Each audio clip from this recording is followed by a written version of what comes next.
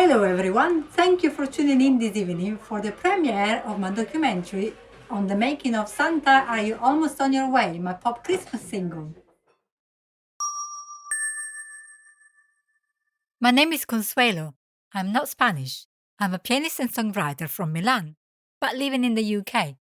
I'm not a filmmaker. I decided to make a documentary on the making of my Christmas song to help inspire other songwriters like you, with tips I learned along the way during the making of my Christmas single, Santa Are You Almost On Your Way?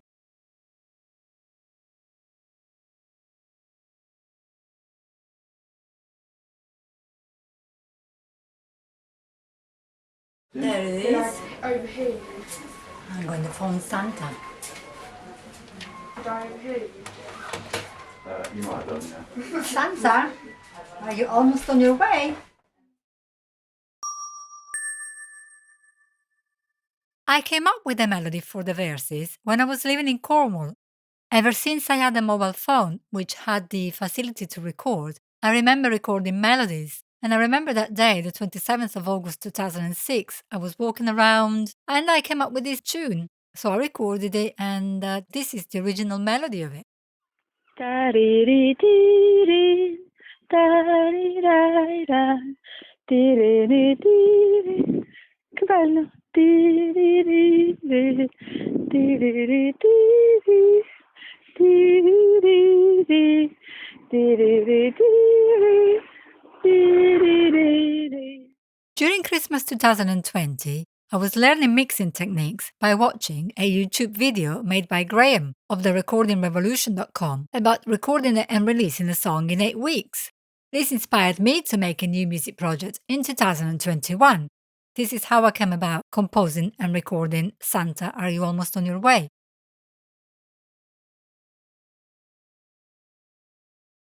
It really wasn't that difficult to get inspired to write a Christmas single, because where I live, we have a Christmas shop open all year round, so I could get into the Christmas spirit quite easily.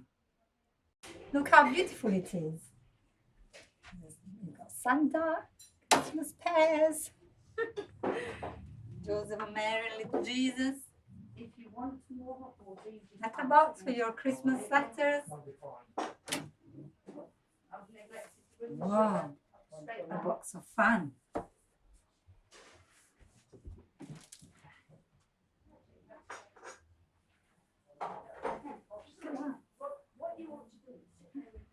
Wonderful Christmas tree.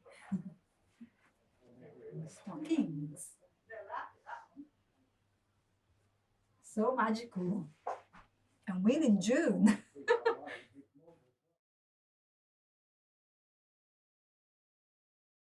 My forte is composing top melody lines, harmonies, and piano parts. I'm still learning the art of mixing, and being Italian, my lyrics can sometimes be too wordy. This hasn't been a problem for my non mainstream material, but as I was writing a commercial pop single, I decided to source collaborators to complement my skills. So I contacted a talented producer I worked with before.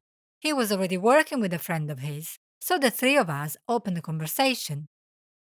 Two melodies came to mind during the Christmas holidays, but they both sounded like verse melodies. I played with the song until I turned one of these melodies into a chorus. I made a quick demo on Pro Tools and played it to some close musicians friends of mine whose opinions I really care for, and they all told me that the chorus melody wasn't strong enough for a chorus, as it didn't have the climax that a chorus melody needs. My collaborators also agreed with my friends, so I worked and reworked on the chorus until we were happy with it. As it happens, I used the old chorus melody for the verse, as it is catchy. I had to get into the Christmas spirit in January after Christmas had only just gone, so I went in the garage and unpacked the Christmas decorations box, got the lights out and re-entangled them. I placed them by my piano and got all Christmassy again. Well, I'm being spoiled today. I'm having a cup of tea in a Christmas shop. What's the pyramid size even? Look at the china. And look at my brownie. I had never written a Christmas song before, and I knew that this would have been a big arrangement, So, to get inspired, I played various traditional and contemporary songs, studied their structures, chord progressions, imagery used, production techniques, and my poor husband had to listen to Christmas songs in the house and in the car, day in, day out.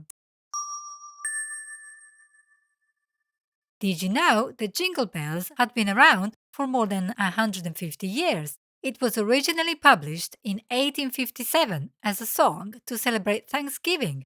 It was also the first song broadcast from space. Brenda Lee, the singer behind Rockin' Around the Christmas Tree, was only 13 years old when she recorded this song.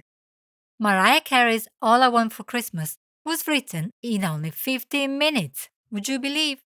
The original lyrics of Have Yourself a Merry Little Christmas were changed from the following, which are really rather alarming.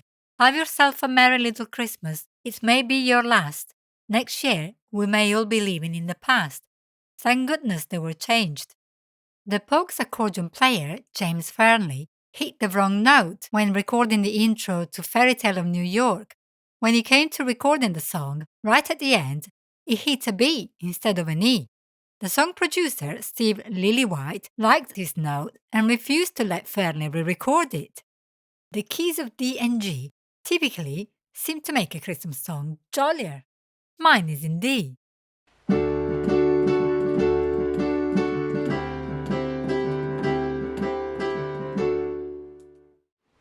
And there's a chord that stands out amongst Christmas songs, which is the D minor 7 flat 5 chord. Apparently, it sounds warm.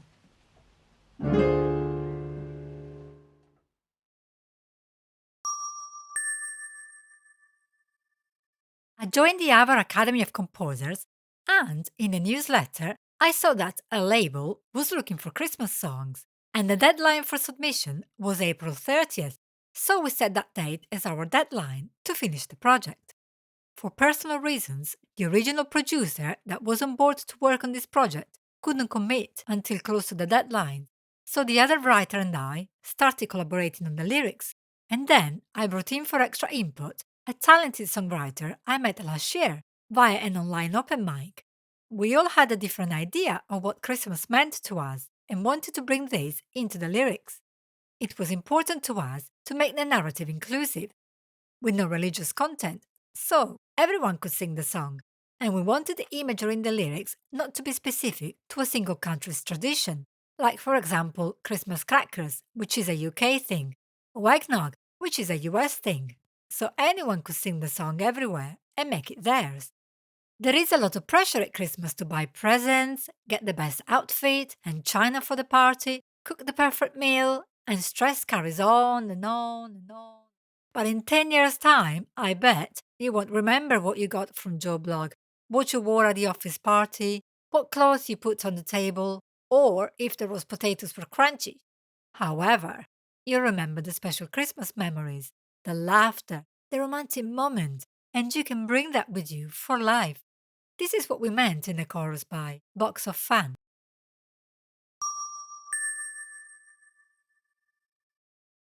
I have spent years writing in my bedroom, on my own, and writing, as much as it can be liberating, healing, and fun, it can also be a lonely pursuit. I loved collaborating on this song because it gave me the opportunity to bounce off ideas with talented people, but collaborating comes with its fair share of complications. For a start, there needs to be trust, no egos. You have to be able to let go of ideas, even when you really like them. And one needs to be able to compromise. And don't forget to have fun. I was lucky that my collaborators and I were really passionate about this project and on the same wavelength. It helped to bring in the third collaborator because when two people are disagreeing on what it is the best line to use, and then both have very valid reasons for wanting to use that idea, you really do need that third person to make the majority, which puts everyone on even ground.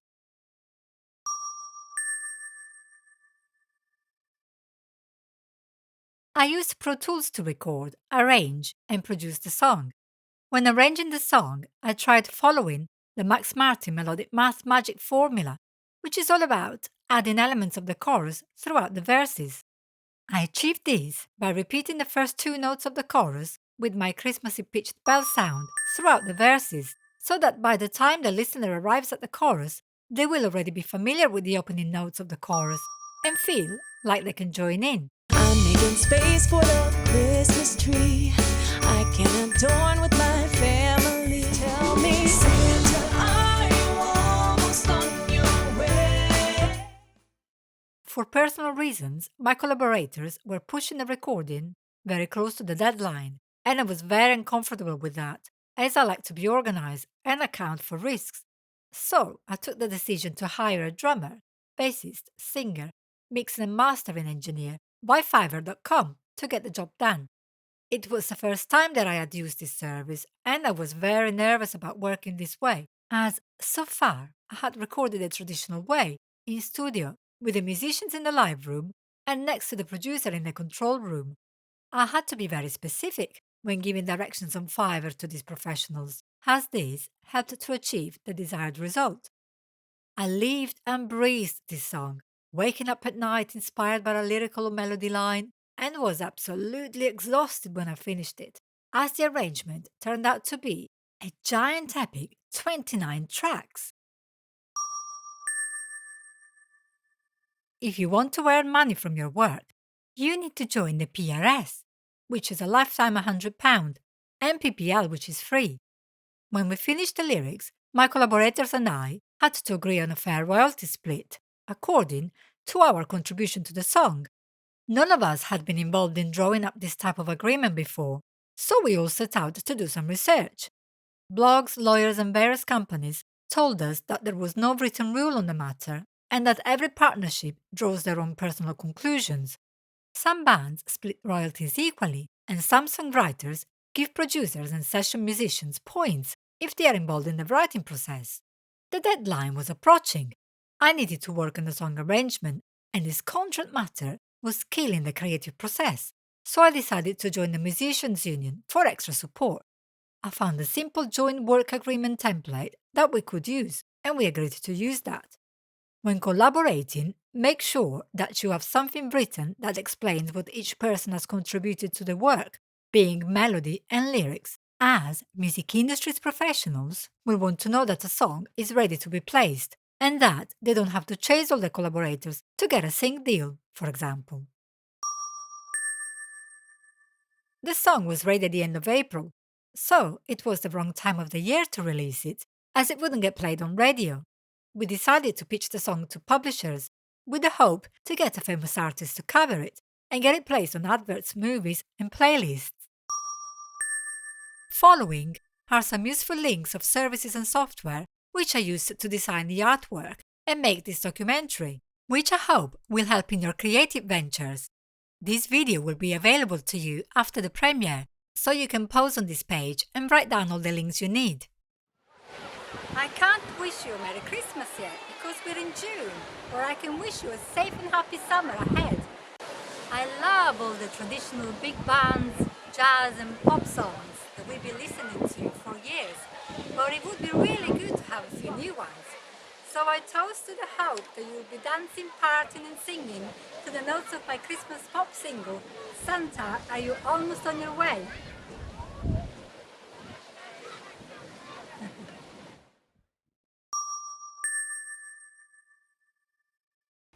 Ever since I had a mobile phone which had the facility to record, I remember recording melodies on my mobile phones. I remember recording. How do people do this for a job?